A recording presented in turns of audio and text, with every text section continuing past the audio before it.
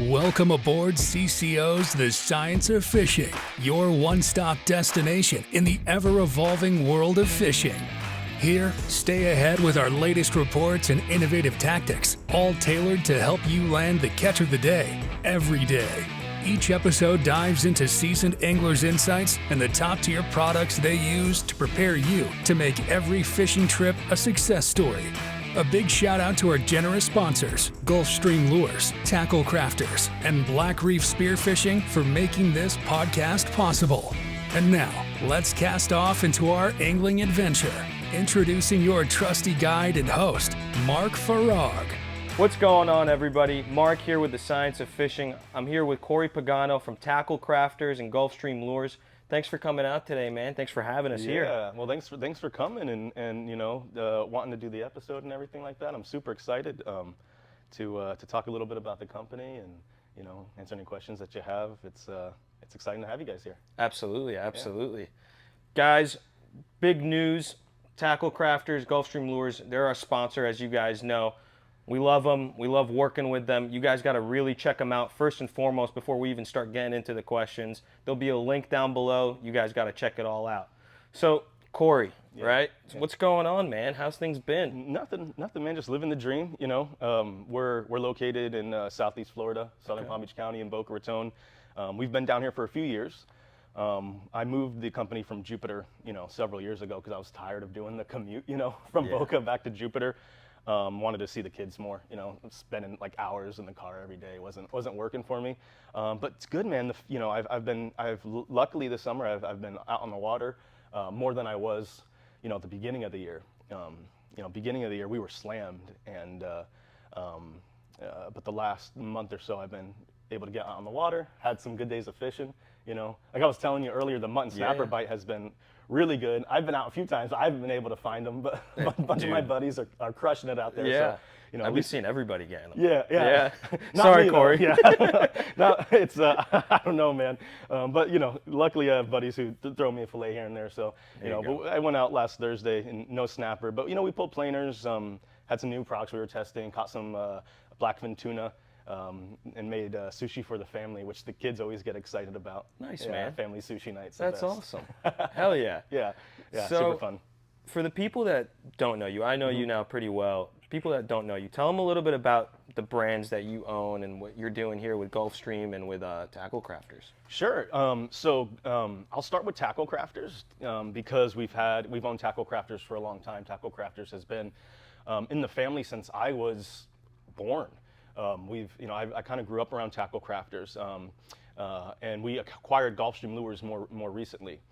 But Tackle Crafters, the brand, actually goes back to 1947. Wow. That was the furthest my grandfather could track it back. But he actually bought the business from these two German engineers in 1990. And so he acquired it. He moved from Rhode Island down to Florida. I was born down here, and you know, my grandparents followed my parents down here. He bought Tackle Crafters, and Tackle Crafters was teeny when he got it. It wasn't a very large company. It had a presence mostly on the East Coast, Martin County, Palm Beach County, a little north and a little south. But he took it and he expanded it all over the state, and he really made relationships with distributors and tackle shops. Many of which, you know, we still have relationships with today. But my grandfather ran the company up until 2009 when he passed away. And after he passed away, shortly after is when I took it over, you know. And we're very much a family business. You know, my brother runs the warehouse. My mom does bookkeeping. You'll see my grandmother in here all the time, even though she's supposed to be like, you know, mostly retired. Yeah. You know, she kept things going with Tackle Crafters after my grandfather passed. You know, and I wanted her to be able to take a step back and work less. So, you know, my father and I bought her out, but she still likes to come into the office and the warehouse and help, and you know, sure. And we take care of her. You know, she's of course gotta take care grandma. Of her. Yeah, of course, man.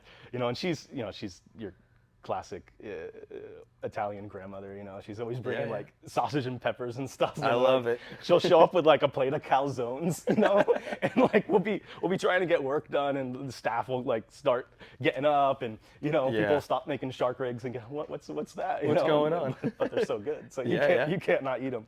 But I took over the company shortly after my grandfather passed away.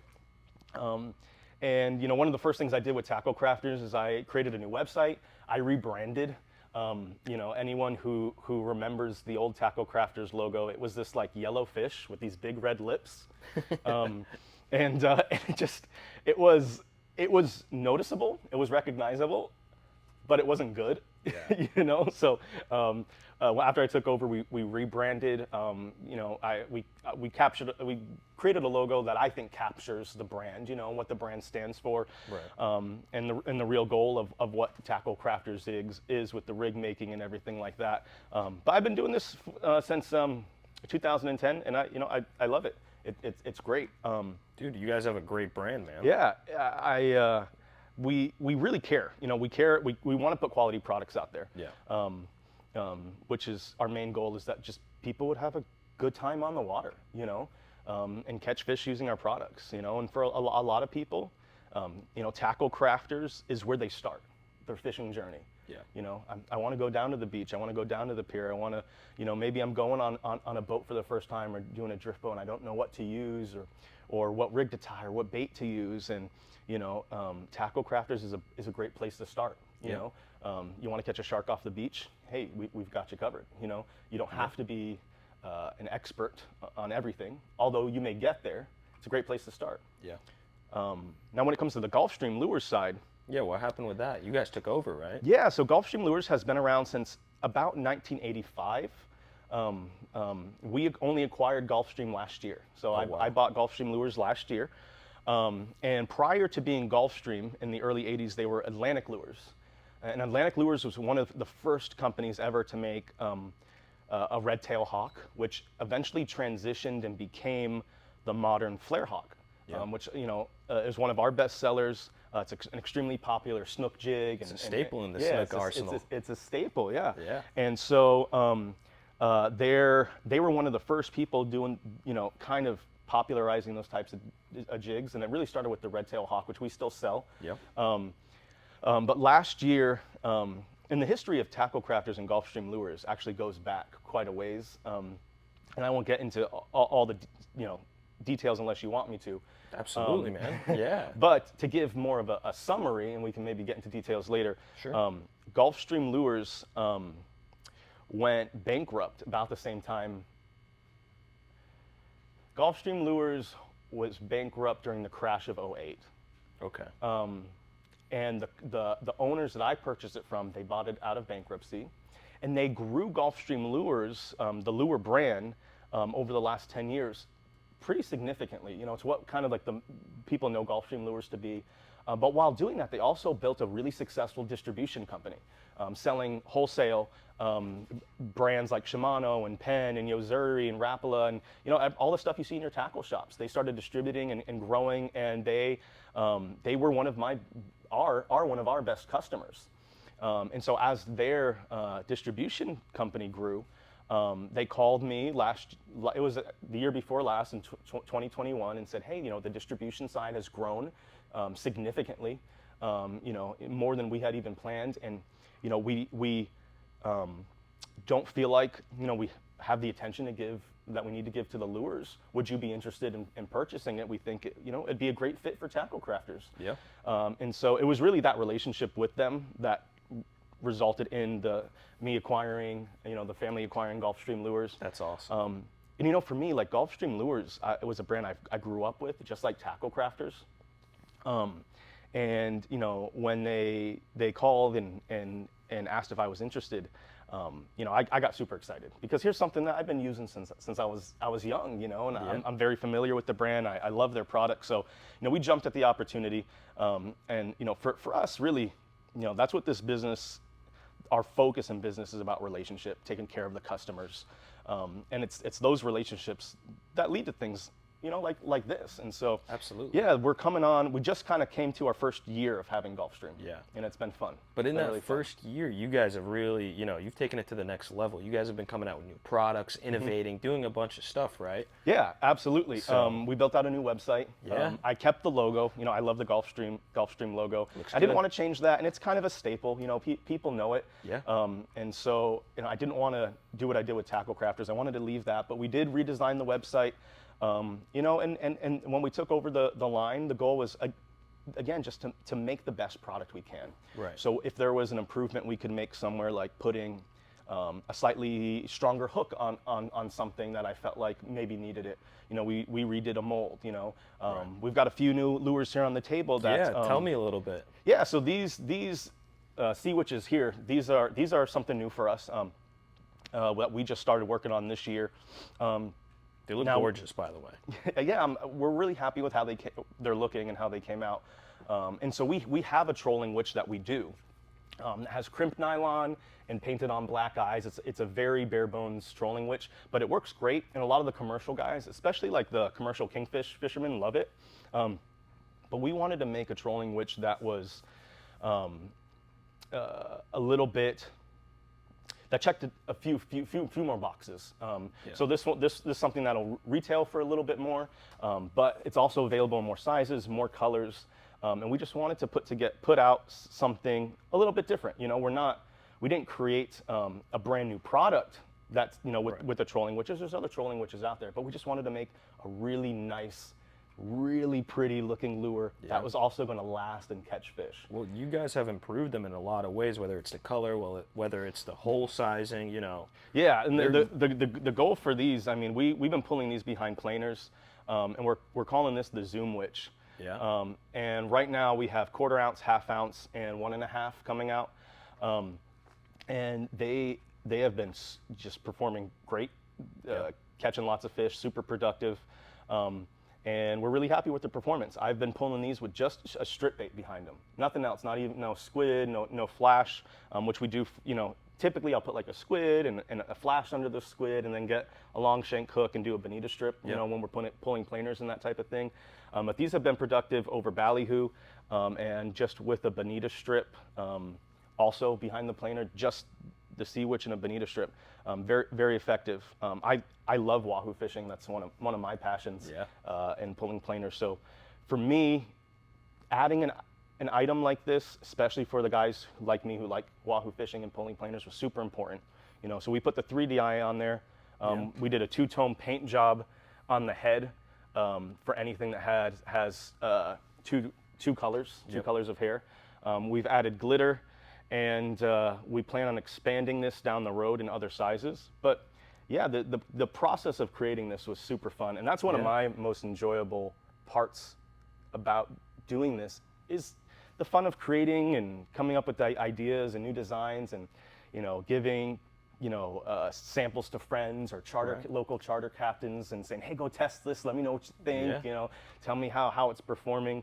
That creativity, the innovation, even just deciding like new colors, that stuff's fun. Yeah, man. It's super fun. Can you tell the audience, so they don't know, how this comes from in your head to now on the table in front of us? Can you talk about the process, about how these came about? Yeah, absolutely.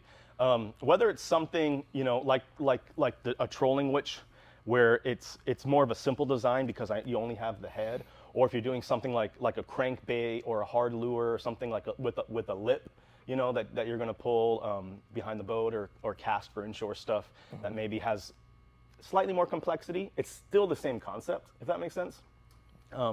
So basically, we have a factory that we work with in the Caribbean, and I went down there, and we just started designing these in April, actually. And so where I like to always start is to kind of have, if you can have a physical sample of the general shape you want to go for, that's a good place to start. If you don't, it's okay. But for this one, I had another head that I like the general shape of. And so what we do is we scan it in a 3D scanner, and then that scan shows up on a CAD, it's like a CAD/design type of machine. I don't know what the software is called. All I know is I stand next to the guy who's running it and say, change this part and bring this in and pull this out, and so you literally get your general shape in there. Wow. And then from there we added the 3D eyes, and we brought them in to give the lure more of a streamlined effect. Because a lot of trolling witches with 3D eyes will have like the big 3D eyes just glued on the outside, which I don't particularly love. And so once you have your shape in the computer, you begin to tweak and get the shape looking right, and you also base it off of, like, for a lot of the things we do, it's lead, so the weight matters, and as you change the shape may affect the weight. But what's cool about these softwares is as you make it bigger, it'll tell you the weight you're adding and the weight that you're taking away as you change the shape of the head. So as we go into the software and we're changing the shape of the head and getting it right and making sure that the weight's going to be what we want, and once we have a style that we like, then it goes to the 3D printer. Yeah. And after it's 3D printed, you have a pretty good idea of what the mold is going to look like. It's going to resemble the 3D print, and you have a good idea of what the head is going to look like. But you don't. Sometimes it's hard to see fully until you pour the lead, you do the paint, put the eyes on, you really see it. So the first step is your 3D printer. Then you do some production samples once you're happy with what you've got with the 3D print, and then it goes into testing. It's not an overly complicated process. I will say making something that's truly innovative, truly unique, and truly different can be a challenge. There's so many things out on the market, and the reality is that some of the things that work best are the things that are just tried and true and have been around for a long time. And that's kind of what Tackle Crafters and Gulfstream Lures embodies in a lot of ways. Is some of these jigs. Take the flash minnows, for example. My favorites. Yeah, I mean these are great for Spanish mackerel. We also have a heavier 1.5 ounce version that people catch wahoo trolling them behind the boats and things like that. But when the Spanish mackerel are here, these are extremely effective. But the reality is these are not an overly complicated jig, but they work. And so our goal is to make something that works and something that lasts. And if we can check those two boxes, I think we're accomplishing more than a lot of companies out there. You go on Amazon or some of these other websites and things like that, and you don't always know what you're getting. Right. There's a lot of junk out there. There's a lot of copycats out there. But we have always been dedicated to just making something that's going to work and something that's going to last. If I bring a product out and after one use the hooks rust, that's a problem for me. And I wouldn't want that as an angler, and I don't want my our customers experiencing that either. It's like, hey, you should get more than one use out of something. Right. Even if you're buying a $3, $4, $5 jig, my expectation is that you can go out and fish that jig over and over and over again. The hook's not going to rust and the hair's not going to fall out. And if you're chucking it against a spillway wall and the paint chips, I can't help you there. Right. But we still want to do a quality paint job that's going to last through as much as it can. Some of these things get numerous bites, numerous slams. Exactly. I remember growing up, I had this Hayden spook. The topwater Hayden spooks, like the 6-inch spooks. I had a Hayden spook from the 80s, and I don't know if it was my grandfather's or my dad's, but I remember as a kid, that thing just wouldn't die, and the hooks would break and I would replace it, and the paint would chip, and eventually it was just a clear nothing, but it's caught fish and it worked, and I don't know what those things retailed for in the 80s. 20 cents. Yeah, but today I think they're like $10, $12, right? So in the 80s, they were a few bucks maybe. Yeah. To spend a few dollars, and you're gonna catch, a snook and tarpon and jack, and that $5 purchase equaled all these experiences over so many years. Yeah, I mean that's worth insane. it. It's like for $5 I have all these memories, right? Yeah. And I think in a lot of ways that's what we're trying to accomplish is like, hey, these products, they equal memories. Yeah. They equal, catches you're not going to forget. Right. Times with friends and family you're not going to forget. I mean, growing up, I think like a lot of kids, that that time with your dad you really value. And when my dad and I were together, we were fishing. That's what we did, you know. And the products that we used allowed us to have that time together. And to me, I try to replicate that with my own kids. You know, when I have 3 kids, and they're obsessed with fishing. That's awesome. They That's love a it. goal as a dad. Yeah, it's you know, the key is not pushing them too hard, and kind of just exposing them, and you know, keeping them excited about it. You know, but all 3 of my kids, they love being out on the water. They love fishing. It's great. We get to, you know, use these products and some, you know, other brands that we love as well. And there's a lot of other local brands that we love supporting, and business owners that I know that are making great products. You know, but just getting that time together with them. That's what this is about. You know, and I think that's the most valuable part of what we do. Right. Absolutely, man. Making memories is the goal always, and it's, Yeah. you know, you guys allow people to make memories with their kids, with their spouses, with friends, and that's pretty awesome. So, speaking of memories, do you have any memorable times where you've been fishing, whether with your lures or just in general? I know you went fishing a couple weeks ago and up in Stewart, right? That was a pretty memorable trip. Yeah, no, that was a great trip, and like I mentioned earlier, I've been able to fish a little bit more in the last month or so, which has been really nice. You know, it's hasn't just been all work. Yeah. You know, it's funny when you tell people like, hey, I have a fishing company, they automatically assume you're on the water all the time. You know, but that's just not the reality. Right. You know, I'm traveling, I'm on the road, I'm visiting customers, and anybody in the industry will tell you like, hey, we're running a business, and just like any other business, you know, it does come with some perks and some benefits. So yeah, a couple weeks ago I went up to Stewart. I fished with Captain Scott Fawcett out of Stewart, out of Sailfish Marina up there, and my uncle Mark Pagano, and they're both excellent sailfish fishermen, tournament guys. Scott has a charter business. I think it's off the hook fishing or off the chain fishing. Off the hook. It's off the hook. Yeah, well, might have to double check that. But listen, if you know, he's a phenomenal charter guy, and we went out a couple weeks ago, and you know, I didn't know this, but in the summertime, there's big sailfish spawning off of Stewart. And you know, I've been out the last few winters, but those winter trips didn't compare to what we had a few weeks ago. So you know, we went out, loaded up on threadfin, using the Tackle Crafter Sabiki rigs. Hell yeah, man! And we went out and we had 6 kites out, and you know, 6 kites? Sorry, 2 kites, 6 rods. Oh, okay. I apologize. I was like, Not whoa. 6 kites. We had 2 kites out, 6 rods. And we ended up going, I believe it was 10 of 14 or 9 of 13. Wow. I think there was some, we were arguing about how many we caught that day, because we kind of lost track, but we caught a lot of fish. And it was nonstop action all day, you know, and at one point we had 4 sailfish hooked up. That's awesome. You know, and it's just complete chaos on the boat. But the adrenaline is running. You know, it's super exciting. Oh yeah. It's very visual. You know, because you have, you know, one guy's, you know, leadering in a fish. Someone else is on a fish in the back that's losing its mind. Somebody else is setting a hook. Somebody else is fighting a fish straight up and down.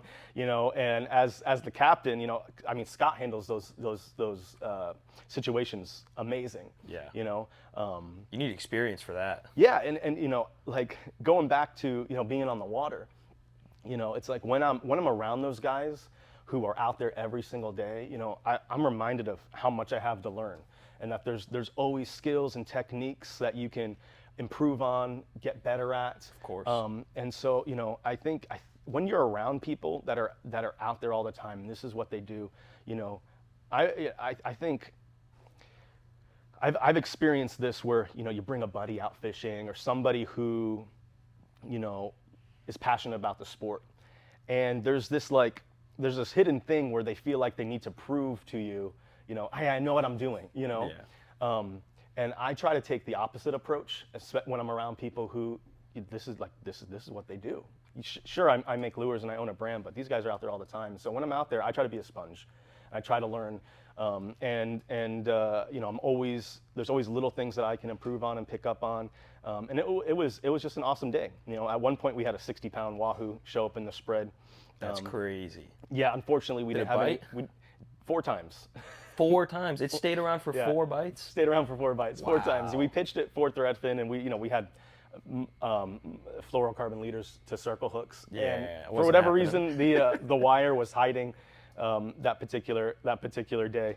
But I will say this: if you want to go out and have an epic trip, definitely contact Captain Scott Fawcett up in Stewart. Absolutely. Especially the summertime sailfish. That's so fun, so fun. You know, and even though you're sailfishing, you can still come home with mahi or tuna or maybe even a wahoo. Oh yeah. But 60 pounder, no less. yeah, we missed that one. It hurt a little bit. Yeah.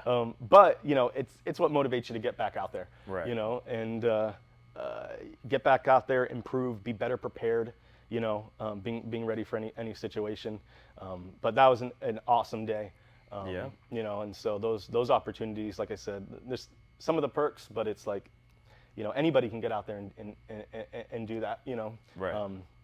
You know, just whether you're going out with a charter guy or learning on your own, you know, there's a lot of different ways to do it, but you know, it's worth it. It's worth the time putting in to gain the skills. It's worth the money spent to go out there and have that experience. It's worth it, you know. Oh yeah. Because those, like we were saying before, man, those memories, those moments, they're so valuable, you know.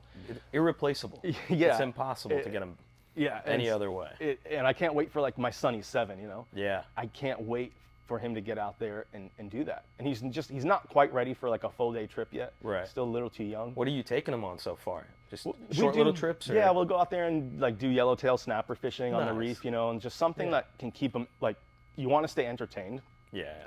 And they, honestly, the kids, like, they have just as much fun fishing the seawall and the intercoastal Yeah.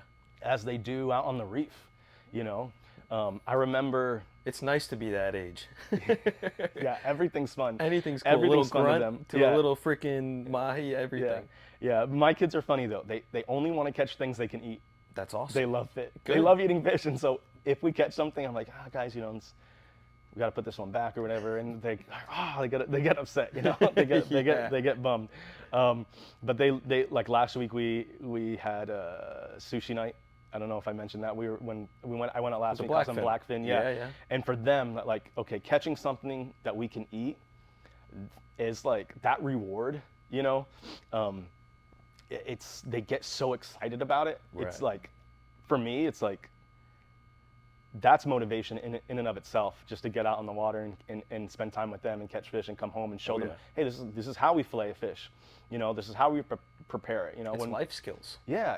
It's like when we do the sushi, I like to brine my sushi like equal parts salt and sugar. Okay. And it starts to it starts to break down and like tenderize the piece of fish. So when you get, you know, your slices and you put them and you roll the sushi and the fish, when you eat the sushi, it melts in your mouth. Right. You know, it's not, you're not chewing on it, and that's how good sushi should be.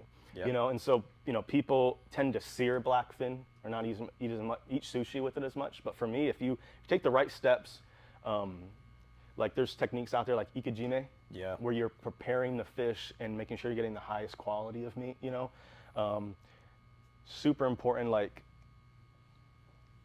you know, we've all seen the fishing shows where they catch a stud tuna. Yeah. And they throw it right on top of a cooler just with ice, just right on top of the It's ice. not the best way. And that fish, it's going to take, you know, several hours for the core temperature of that fish to drop. Yeah. Whereas you put it in a nice salt brine, you know, mixed with salt water and ice, then the core temperature drops really fast and you end up with a higher quality piece of meat. Yeah. And if you do some other things on top of it, like bleed it out and things like that, you're gonna, again, it's gonna pay off because it's gonna last longer in the fridge. You know, it's the little things that make it better. You know, Absolutely. But when you're preparing fish for friends and family, I think like it's worth taking those extra steps. You know. You got to get someone hooked on fishing and hooked on eating fish. Yeah, Absolutely. exactly.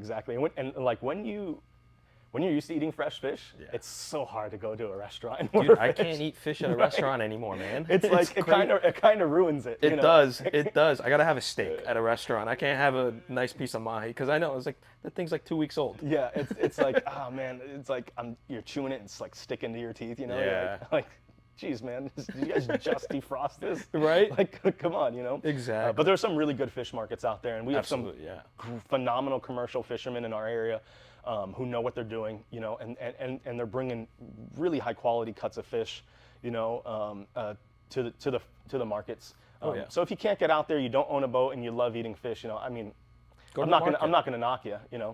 I can't remember the last time I bought a fillet, but we have a great fishery here, Right. and whether you're out on the water or not, you should be able to enjoy it. Absolutely. At least enjoy the table fare. Yeah, man. Yeah. Absolutely. Well, hey, Corey, I really appreciate you taking this time today, man. It's Yeah. been a pleasure getting to know the brand, getting to know you, man, and love you, bro. Yeah. Appreciate it, man. Love you, man. Absolutely. Thanks for coming by. Absolutely. I enjoyed it, and appreciate everything you guys do and your support, and happy to see the success of Science of Fishing. Till next time. Yes, sir. Bye, Thanks guys. for joining us on CCO's The Science of Fishing. We hope that this episode was helpful and you learned something for the next time you're wetting a line. Before we cast off, a special thanks to our sponsors, Gulfstream Lures, Tackle Crafters, and Black Reef Spearfishing. Your support helps us deliver insightful content to our listeners. Don't forget, we're available on Spotify, Apple Podcasts, YouTube, and all the major platforms. So wherever you listen to your favorite shows, we're there. Stay hooked by following us on social media @Science of Fishing and hitting the subscribe button. And if you know someone who'd enjoy this, don't hesitate to share. Until we meet again, catch 'em up.